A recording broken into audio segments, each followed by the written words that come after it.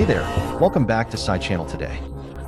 This snake, a black-banded sea krait, has venom 10 times stronger than a cobra and a flexible body so it can squeeze into crevices on the reef to look for prey.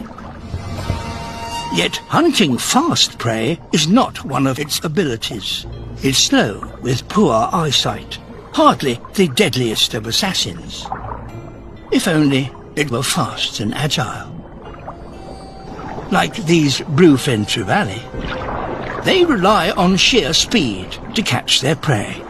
But these two struggling species have found a solution. They work as a team.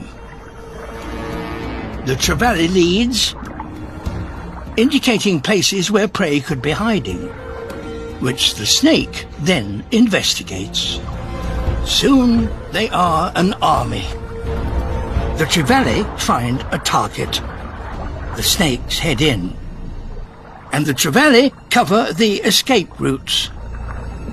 There's nowhere left to hide. The trevally catch the fish that are flushed out. And the snake eats anything left inside. Each species benefits from the partnership. The hunts are so successful that they attract hundreds of trevally and snakes.